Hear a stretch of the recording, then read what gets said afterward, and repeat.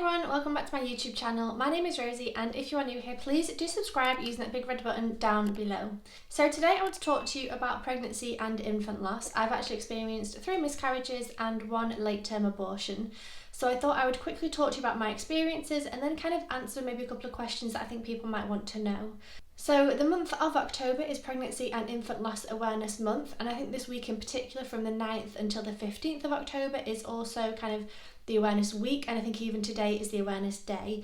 So it seems appropriate that I film this video and upload it so that I can kind of spread awareness, talk about it, and make it less of a taboo subject.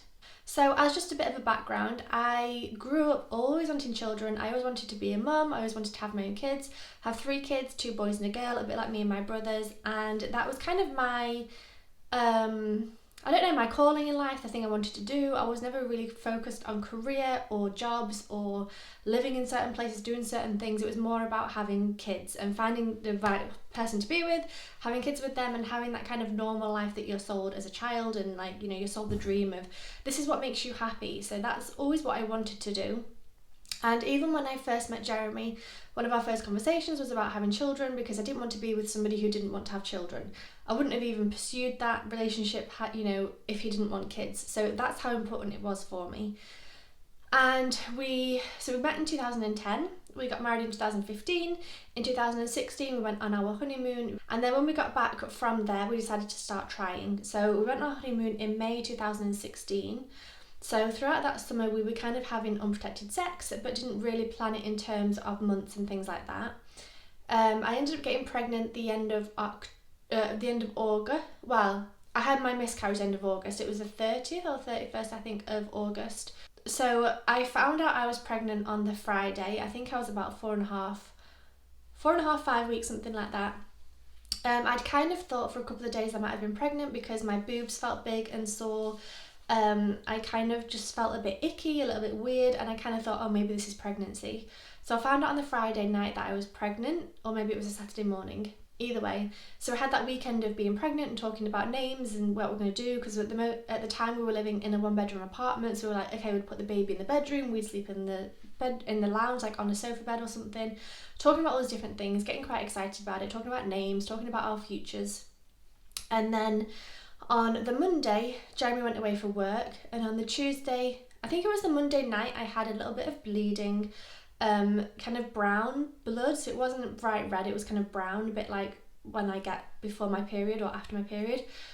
And I worried a little bit, did some research online, and it said that can be implantation bleeding, so when the fetus implants into the uterus lining basically, you can get some bleeding. So I thought, okay, that's probably just what that is, and then woke up on Tuesday morning fully just bleeding, period pains, crampings, lots and lots of blood, heavy bleeding. So I went to the doctors, stupidly wore beige linen trousers, didn't put in a pad because I was hoping it was going to stop. I don't need to tell you that bit, but it was gross. Got to the doctors and I was crying too much, and Jeremy was on this work meeting because it was 8 a.m, he hadn't started yet.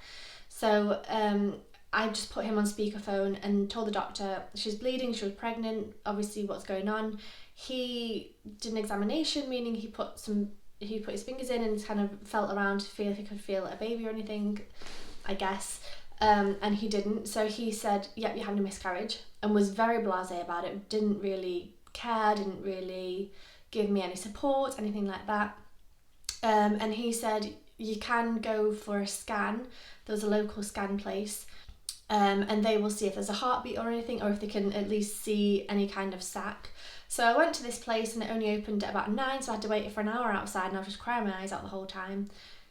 Got there, and then I had to drink lots and lots of water so my bladder would be full, because I think that's then easier for them to read and see anything in there.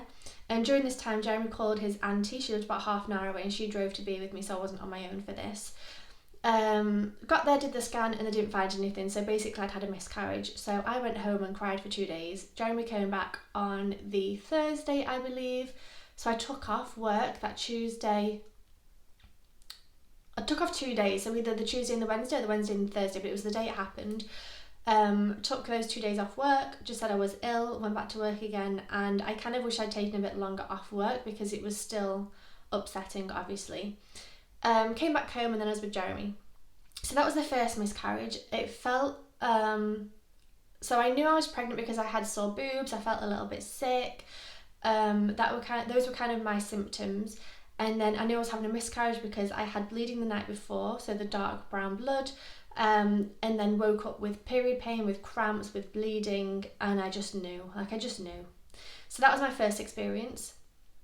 We then got pregnant in November, so that was in August, like end of August. We then got pregnant in November, so a couple of months later. And this time, for the first 3 months, we were very, very unexcited about it. We didn't tell anybody. We didn't tell anybody. We kind of kept it to ourselves, but also didn't get excited at all about it either. So, it was kind of like, yes, I'm pregnant, but, whatever, you never know what's going to happen. So I remember for New Year's Eve, we didn't go out, we didn't tell anyone, we didn't do anything. We actually spent Christmas in England with my family, and I didn't tell them I was pregnant either. It was obvious because I wouldn't eat sushi, I wouldn't drink alcohol. They knew. I told my parents actually that I was pregnant, but I said, I'm only 2.5 months. I'll tell you middle of January if I am or if I'm not. Because we'd had that miscarriage previously, we kind of knew that anything could happen and not to get excited. So I told my parents just so they knew. I didn't tell my 2 brothers. They knew anyway, it was obvious. So yeah, for the first 3 months we kind of dismissed it a little bit. We were kind of like, okay, I'm not pregnant, I just feel ill. I'm not pregnant, my boobs just feel huge. I'm not pregnant, I'm just not drinking alcohol. Like, it was a very kind of weird mindset to be in, to know I was pregnant but also not get excited about it. And then, so we had our scan in January and that turned out okay. Baby's heartbeat was there and things like that. So we started progressing things, started getting excited again, started planning where we would give birth, started thinking about names, started thinking about things we would need to buy. We even bought a couple of little bits, like we bought a little dummy. Jeremy went to New York and got a little baby grow. We got just like a couple of little bits, like nothing huge, but just a couple of little things. And then for our 22-week scan, I think we must have had one before. So we had the 12-week scan. I think we must have had another one, and then we had the 22-week scan. And that's when we found out there was a problem. So she scanned and she kind of said, okay, we'll get yourself dressed and then I need to talk to you. And then instantly my heart sank. By the way, we've done 4 podcasts talking about our experiences where I go fully in depth in terms of what happened, the pain, lots more detail. I'm kind of running through it quickly here so this video isn't 3 hours long. So if you want to know more, I'll leave them linked down below. Basically did a scan and she said there's a problem. The baby is tiny compared to where it should be, and at this point we knew it was a boy. The baby is tiny compared to where it should be, so we're going to have to get you in for more scans. And she basically said it doesn't look good. So then I was taken off work for a week. I never went back to work again after that, basically. I kept being taken off work for a week, and then at some point it was then maternity leave because I gave birth. Basically had lots of different scans and found out that he had a hole in his heart. He had 6 fingers on each hand. He had short bones, so basically had a very rare form of dwarfism called Ellis Van Creveld Syndrome. So basically his long bones were all short, his rib cage was tiny, so his lungs weren't developed properly, his heart wasn't developed properly. He would have lots and lots of different problems. So that was at 22 weeks, and they basically had the first scan was at 22 weeks. We then had about 3 weeks of testing, went away for a week and came back and then had the abortion basically, at 26 weeks and 5 days, I think it was, something like that, 3 or 5 days. So yeah, I was 6.5 months pregnant when I had an abortion. It was the worst, it was the hardest decision to ever, come to. You're basically told that you can carry on with the pregnancy, but the baby is likely to die. You might like to have a stillbirth, and even if they're born, they're likely to die a couple of hours later. Even if they survive that, they're likely to need operations, and it will just be, life in hospital, and even then they'd probably still die because their bodies are so deformed. So it was the worst thing in the world. It was awful. But we decided to have the abortion. That happened in May 2017. In terms of the abortion, I went in the day before. They put some pills into my vagina to start contractions, basically. It was awful. I didn't barely sleep the whole night. The next day, went down to the birthing suite, I guess it's called. More of these pills. Again, I'd talk more about this in the podcast and more with more emotion. I'm trying to just be quick about this. Anyway, had the abortion, where basically they, I had an epidural, so my legs were completely numb. So anywhere from like my waist down was completely numb. But they basically injected through my tummy and through into him to stop his heartbeat. And then I gave birth to him. So that was traumatic. I'm going to try not to cry. That was really bad. And then we had him for about an hour. I would say half an hour, something like that, until he went cold, basically. And yeah, and then the week later we had a funeral. Okay, a week later we had a funeral for him. That again was awful. And we kept the ashes. We ended up scattering those about 6 months later in one of our favourite places where we lived. So I was then off work, so I had maternity leave. I was off work and I was depressed and it was awful. I really, really struggled. I would spend the whole day in bed and get up out of bed at like 6 p.m. and I knew Jeremy would be home at 6:30. I didn't do anything. Like, I would have one good day a week maybe, and even on those good days I still felt guilty about having a good day. I think I might talk more about my depression at some point, but it was bad. It was very, very deep. And then we got an opportunity for Jeremy to move his job to Miami. So we did that in November 2017. So I was depressed and awful for 8 months, I think it was. Then moved to Miami. And I feel that's when like life started again for me. I got a refresh. No one knew me. No one knew that had happened. So I didn't have to keep explaining myself or keep talking about it. Started a new life. And then fast forward to November 2019. We got pregnant again. We'd planned it. We talked about it. We talked about it for the years in between there. And we'd kind of decided that we weren't quite ready. It was too scary, all this kind of thing. And then so it must have been, because I had the miscarriage in November, but I was 8 weeks. So what's that? September, October, November. So it must have been September we got pregnant. Went to Cuba for a week for Jeremy's birthday, and the day after Jeremy's birthday I had a miscarriage. Was it the day after? No, it was the day before his birthday, because on his birthday I was bleeding. So I think we arrived on, for example, the Monday, had the miscarriage on the Tuesday, and then the Wednesday was his birthday, so it was kind of like pretty quick. And that was not fun because obviously I was pregnant, so I thought, I didn't bring any pads, I didn't bring any tampons, anything like that. And Cuba is a very poor country where they don't have these sort of things readily available. So I had the miscarriage in the morning at about 11. I just suddenly got pain in my tummy and I was like, oh no, something's wrong. Went to the toilet and I remember this time something dropped in the toilet. I don't know what that was. Something dropped and I was like, oh my God, that was the baby. But then a couple of days later found out that it wasn't because something bigger came out. But so yeah, I was bleeding.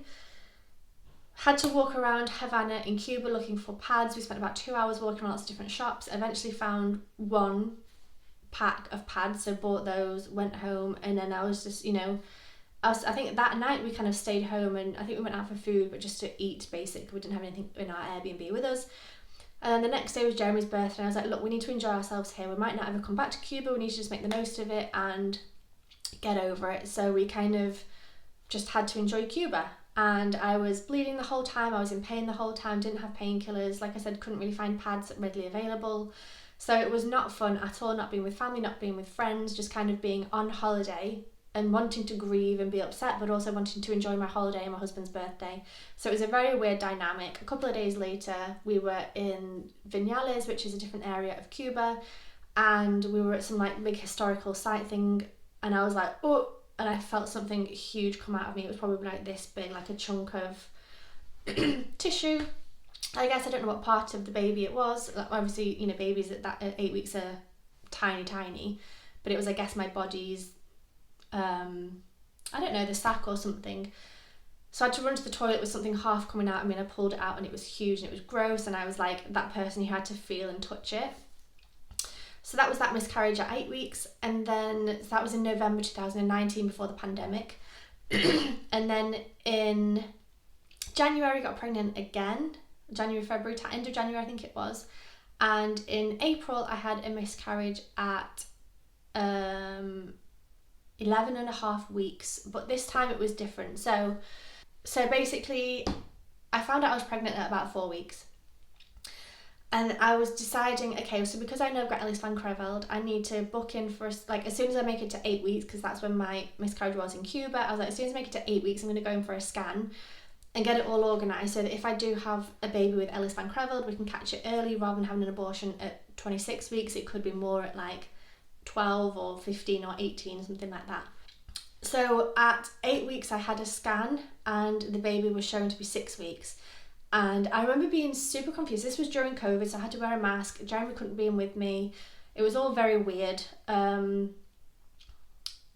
yeah, they said the baby's measuring 6 weeks. So I got home and I was just like, it just doesn't make sense. I don't understand. How can that be? And I was looking at because I've been tracking when I'd had my periods. I've been tracking when we'd been having sex. And I was like, sperm can't stay alive for 2 weeks. We didn't even have sex. Like, how can that be possible that, you know, I was pregnant? So it took me a little minute and then I was like, oh, fuck, I'm having a missed miscarriage. And as soon as I realised, I was like, yeah, that's it. I know it for sure. So then I had to wait another 4 weeks, I believe it was, to have another scan. And so I'd have been 12 weeks, maybe it was 3 weeks then. It was 2 or 3 weeks then because I was about 11 weeks pregnant. Well, should have been 11 weeks pregnant. Went back for another scan, again during COVID on my own. Jeremy wasn't there and the baby still measured 6 weeks. At the first scan at 8 weeks there was a heartbeat. At the scan at 11 weeks there wasn't a heartbeat. So that was very sad as well to see that the baby had not grown and the heart had actually stopped, but I hadn't passed anything just yet. And then the next day I had the miscarriage. So that was also very weird. It was a very different, all three of them were very, very different, all three of my miscarriages, in the sense that because my body felt pregnant for 11 and a half, well, not the first 3-4 weeks I guess, but up until 11 and a half weeks my body felt pregnant. So I still had sore boobs, I still felt a bit of nausea, I still, you know, wanted to eat certain foods and not eat other foods, and I still felt very much pregnant, but the baby had not grown. So that was a very weird experience for me. It was the first time that had happened. And then also it was different because my body obviously thought I was now 11 weeks pregnant when actually the baby was only 6 weeks big, which means that everything else internally grew a lot more. So there was a lot more that passed compared to my 5 week abortion. My 5 week miscarriage was basically like a period. My 8 week miscarriage was like a heavy period with big clots, and especially kind of 5 days later I had that big one that I had to kind of pull out. This one, the clots that I passed were pretty huge. So it was a weird one because obviously I had the scan on a certain day. They said, you know, I was 11 and a half weeks, but the baby measured at 6 without a heartbeat. The next day I was like, okay, well, it's going to be happening soon then. And I didn't feel anything. I felt fine, but I could almost feel it coming on. And I went for a walk around my neighbourhood. And I remember halfway through my walk, I was like, I need to get home now. It's going to happen now. Got home and I was on the bed, like curled up, like in actual pain. I think I had quite a high pain threshold in terms of things like this, but I was kind of curled up on the bed in lots of pain and passed a big clot. It went in the toilet, and this is going to sound gross, but I actually put my hand in the toilet and pulled it out because I wanted to look at it. I have this very weird, like, motherly instinct of wanting to look at my whatever passes, honestly. I think it's just natural. I think it's just part of, to me it felt natural anyway. It's just something I wanted to do, was to look at what had just come out of me. So I had a couple of probably 5 days of heavy bleeding in my periods. I tend to have one heavy day and then 3 sort of drifting off days, and that's kind of my period. So to have 5-ish days, I think it was, of like heavy period, and then it kind of drifted off, and I think I had a period maybe for a week or probably 2 weeks in the end. So that was my 3rd miscarriage and my 4th infant loss. I know that's taken me quite a long time to explain those 4, but I just want to talk to you and just to give you some background on what has happened to me personally and what happens during a miscarriage. So it's interesting how I've had 3 miscarriages and all 3 of them were very, very different. Different times during the pregnancy, different pain, different passings, different times of day. Like, all of it was entirely different. I felt different every time. So I find that really, really interesting. So now that I've talked to you about my personal experiences, I kind of thought I would answer some questions that maybe people might want to know. So does having a miscarriage hurt? Yes. So the first one I had at 5 weeks, it felt like a heavy period. So like I said, my periods are kind of, one day is heavy and I get pain and cramps, and then it kind of dies off over the next 2 or 3 days, and it's not very long, it's not very painful. This one hurt for 2 days. It was just like a heavy period, a little bit longer, a little bit heavier. But the heartache is the pain that hurts the most. Again, with the abortion, that was horrific. I was depressed for months and months and months, and I still get upset about it when I think about it, when I talk about it. I'm not going to cry again. The depression, the abortion was really, really hard. Pain, yes. I mean, I had the epidural. A lot of people that get epidurals get them and then have the baby afterwards. So they're like, oh, the epidural was fine, it stops all the pain. Well, for me, it was just pain after pain after pain after pain. It was like being in hospital, I hate it. Having to have an abortion, hated it, didn't want to do it. And then having like an injection in your spine, you can feel the crunching, hated it. Having to give birth, hated it. Having contractions, like I just hated the whole thing. It was awful. Obviously we got to meet him and spend some time with him, which was nice. He had already passed by then because they had stopped his heartbeat, but it was nice to spend time with him. But again, the emotional pain was the worst. I was depressed for months and months and months, and it's, you know, it was really, really, really tough. I was suicidal, I was depressed, I didn't want to be here. I didn't see the point in living, I couldn't see the end of the road, it was just really bad. With the second miscarriage, so the third infant loss, pain-wise, so that was in Cuba. It was weird because we were somewhere that I wanted to enjoy. Sorry, I'm just going to change. Okay, I had to change my position. So in Cuba, yeah, because it was somewhere that I wanted to just enjoy it, I kind of tried to ignore the pain. So I was like, yes, I'm in pain, but whatever, I just need to enjoy Jeremy's birthday. So we rented out a Cuban car, we went out for food, we like had cocktails and did all these things because I just wanted to enjoy myself. Physical pain, it was just a bit like a heavy period again, like period pains, cramping, having to change my pad quite often, even though there wasn't many available. So, you know, kind of what you'd expect. And then the last miscarriage, the one I just explained. So yeah, I could feel it coming on almost. I know that sounds a bit weird, but I could feel, I was out for this walk and I was like, I need to get home now.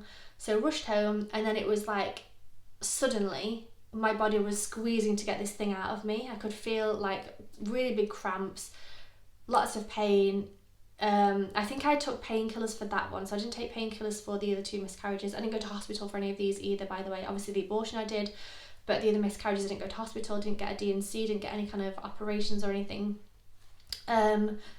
Took some painkillers for that one, and then after this big squeeze of like getting the stuff out of me, obviously then the painkillers kicked in and I was okay. So yeah, it does hurt. It's not unbearable, I would say. It's just like a heavy period. So that's that question. Another question I thought about answering is, do I want children? And this is something that I still don't know because it's a scary decision. Obviously the abortion nearly cost me my life because I was very suicidal. And it's tough, you know, it's tough to go through this and to know that maybe you're not going to have a baby at the end of it, and it's tough to then want to get pregnant and want to do it again, time and time. Like we've tried 4 times now, and every time it's not been successful, so it's hard then to put yourself in the mindset of like, oh hey, let's cause ourselves lots more pain again. Like it's hard to do that. So I don't know, I still think I would love to have children, but then recently I've been thinking I'm happy without them. Like, I love my life, I love the fact that I'm free to do anything, I don't have any obligations or anyone holding me down, and not that kids hold you down, but there's, you know, we're about to go off backpacking around South America, and you can't do that with a kid. So it's a weird one. Like, yes, I do want children, I've always wanted children, I always wanted to be pregnant, I always wanted to be pregnant again since the abortion because I loved being pregnant, I loved feeling pregnant, I loved feeling him kicking, I loved the whole experience, obviously apart from the abortion at the end. But I loved being pregnant, so I would love to feel pregnant again. for more than, 5, 8 or 11 weeks. I would love to have like a bump and feel them growing and kicking and have the excitement of knowing if it's a boy or girl, thinking of the name. I'd love to have, the nursery and all the things and do that whole thing. It's always what I've dreamed of doing. So yes, I would love to do all that. It's just hard to put yourself in that mindset of wanting to get pregnant again. And then there's obviously the thing of, okay, well, you could do IVF and we could get rid of the gene that causes Ellis Van Creveld, so then at least, that's one less thing to worry about, I guess. But that takes time, it costs money, it's not easy, it's lots of injections, lots of planning, lots of doctor's appointments. I don't know if I would be ready for that, honestly. Another option is adoption. Again, that's not easy. That takes 2 years. It takes applying. It takes finding the right child you want to adopt. It takes all this work and planning, and I don't know. It's just not the way I imagined I would have children. So there is IVF, there's adoption, there's surrogacy. Again, expensive, hard work, all the rest of it. But I also don't know how I would feel personally. This is me personally. I don't know how I'd feel about somebody else carrying my baby, because I can get pregnant. Quite easily, honestly. I get pregnant pretty much the month that I try, or within pretty much actually the month I try I get pregnant. So I get pregnant easy. I can hold a baby because I have done 6.5 months until we had that abortion. So there's no reason why I should get a surrogate to carry my baby, and I think I would just find that really, really weird. So I don't know is my answer. Not right now. We're planning on going travelling for about a year. Maybe in a year or two I'll be like, okay, let's try again. I don't know if we would try naturally. I don't know if we would try with IVF, or if we would adopt, or if we would do something else. I don't know at the moment. I don't know. I've thought about freezing my eggs. I've thought about freezing embryos. Again, it's an expense. It's something that costs money. It takes time. It's lots of doctor's appointments and injections, and it's not an easy option. Like, none of this is easy. So yeah, that's where I'm at right now in terms of that. So the next thing I want to talk about was my triggers. So obviously, having lost 4 pregnancies now, there's a lot that makes me upset. In particular, I remember after the abortion trying to watch a film with my mum, and all of the films were either about happy families, they were about people trying to get pregnant, there were I don't know, like all the films on Netflix, I remember being like, well, that's about pregnancy, that's got babies in it, that's got children in it, that's got families, that's got this, that's got that. And there was so much that I couldn't watch on TV straight after the abortion because it was just too upsetting. Walking through a supermarket and having the baby aisle, I remember I had to literally walk past like this. I couldn't even look at the baby aisle because I had broken down in the shops.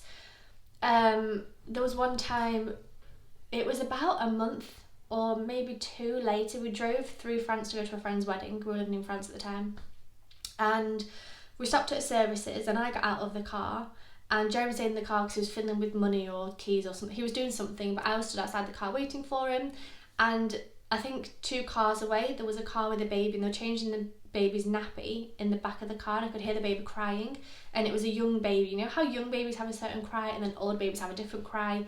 It was that baby cry, and it just broke me. It just broke me. I was shaking, I was crying, I was so traumatized because that was always the noise I wanted to hear when I gave birth. Because obviously when you only see in films and TV shows, you give birth and you have to wait for the baby to cry to know they're okay.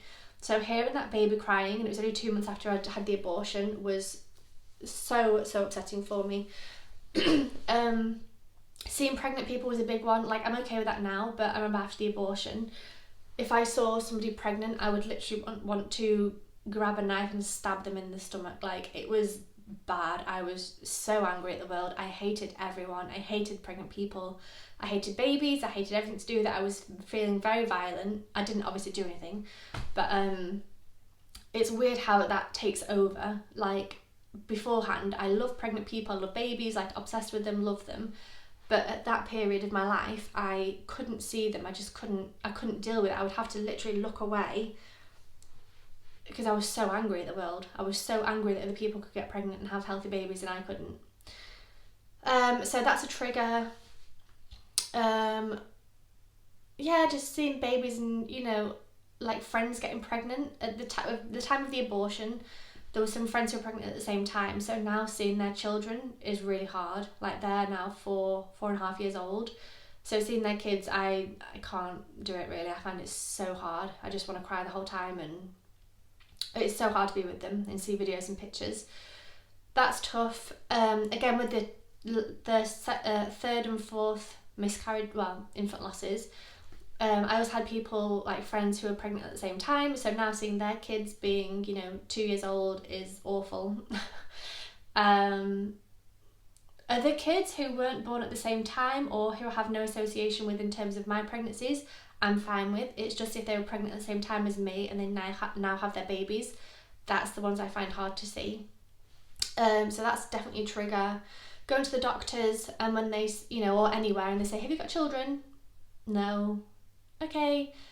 That's always tough. Talking to friends, like new people, and say, oh, so how long have you been married for? How long have you been together? Because me and Joe have been together for 11 years, we've been married for 6, and people will say, oh, and you don't have kids yet? Why don't you have kids yet? You're going to have children. And it's so tough to be like, no, not yet, we just don't fancy having them yet, maybe one day, because you don't really want to go into the whole, like, well, actually I've had 4 infant losses, thanks for reminding me. So that's always hard.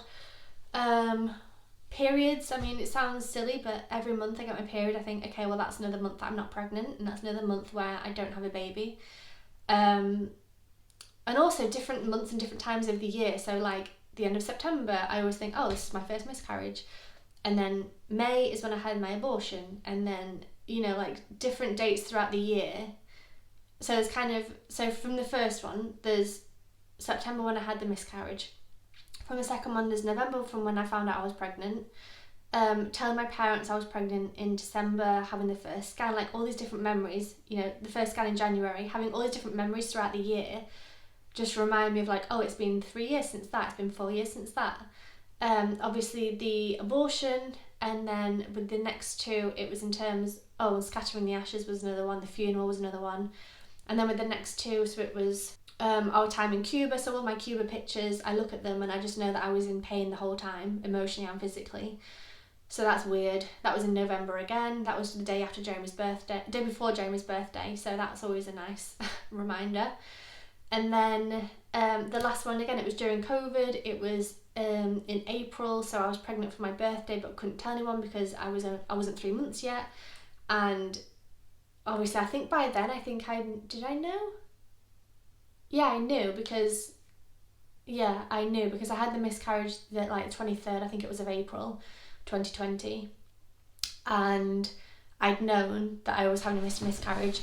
So yeah, it's like all these different dates throughout the year, so that can also trigger me in terms of, oh shit, it's this day that, this is the day that we scattered the ashes, this is the day we had the funeral, this is the day that I had that miscarriage, so that's always triggering. Just little things like, my grandma yesterday said, because I've got 2 nephews, my grandma yesterday said, oh, it'd be so nice if we had another girl in the family, and I'm just like, ugh, like it, I know she doesn't mean it in a bad way, but it does just like, ugh, it hurts. Like I just think, oh yeah, why can't I do that? Why can't I have kids and, bring a little girl into the family? So that's another trigger, is just little comments like that sometimes.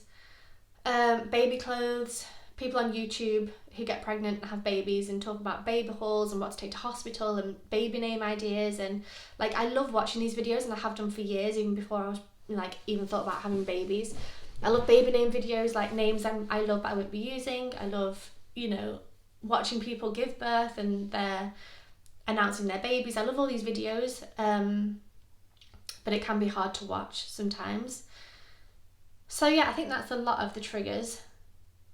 I'm okay now with seeing pregnant people. I love seeing babies, so long as they're not the babies who I associate with my infant losses, basically.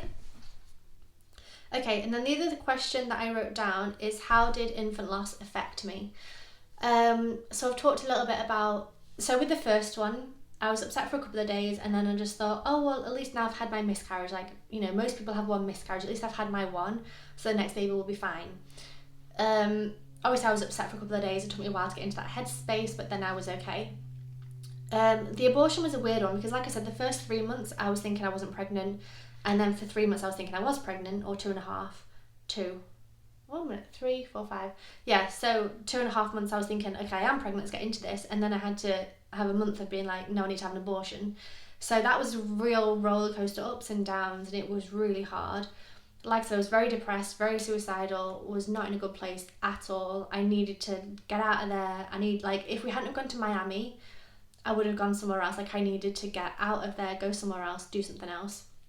So that affected me quite badly. I feel like I wasn't myself at all. I was just, yeah, I might do a video talking about my depression, because that was something. And then the next two, so yeah, the one in Cuba, again, it was just it's weird. Like I said to Jeremy, the more miscarriages you have, the easier it becomes, because you get less attached to it. The first time, I was devastated, because the first time you ever get pregnant, you think, okay, I'm going to have a baby in 9 months.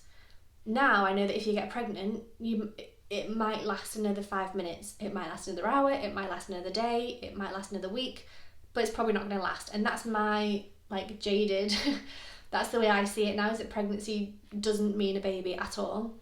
So every pregnancy, I feel less and less attached to the baby, which I know is not good in terms of if I ever get pregnant again and, keep the baby, I'm going to feel so detached from them.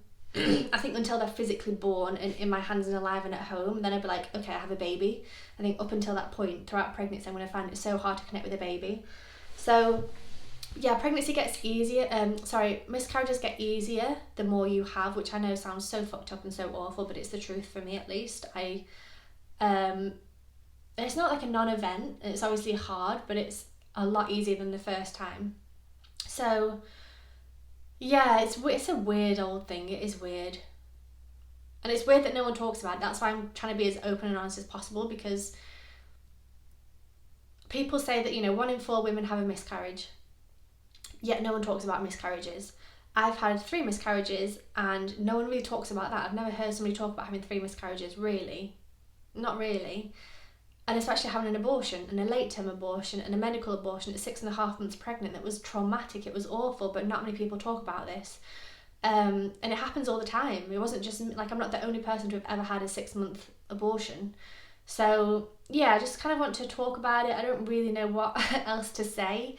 If you do have any questions, please let me know in the comment section below. I'd be happy to answer anything to open up the discussion. If you want to send me a message, I'm always available on Instagram, just at rosieandre_com. I'll leave it linked below. Yeah, I don't really know what else to say. It's shit. It sucks. It's the worst thing. You wouldn't wish it on anybody at all. It's really hard to go through. It's painful physically and also emotionally. It really changes your perspective on pregnancy, on, how wonderful and magical it is. It's not, for me, it's not wonderful and magical. Like Jeremy said, pregnancy for him is seeing his wife crying on a toilet bleeding. Pregnancy for him is me bleeding and crying. How is that ever going to be fun for him again? So it's so shit that we missed out on that, the dream of being oh my god, I'm pregnant, and that whole excitement, and then doing the scan, finding out the gender, and telling friends and having all these parties and baby showers, and then the baby finally arrives and you're so excited and you've bonded with them for 9 months and now you get to meet them. That whole thing is never going to be my story, because even if I get pregnant again, I'm never going to be that excited again. I'm never going to be that naive again. I'm never going to be that, stupid again. That sounds bad, but I'm never going to be that stupid again. I just know that pregnancy lasts as long as it lasts and doesn't always guarantee a baby. So yeah, I have issues, obviously. But I wanted to talk about it to kind of open up the conversation and try and be a little bit real with you. And so yeah, feel free to talk to me in the comment section below. I would love to speak to you. And otherwise, I'll see you in my next video. Bye.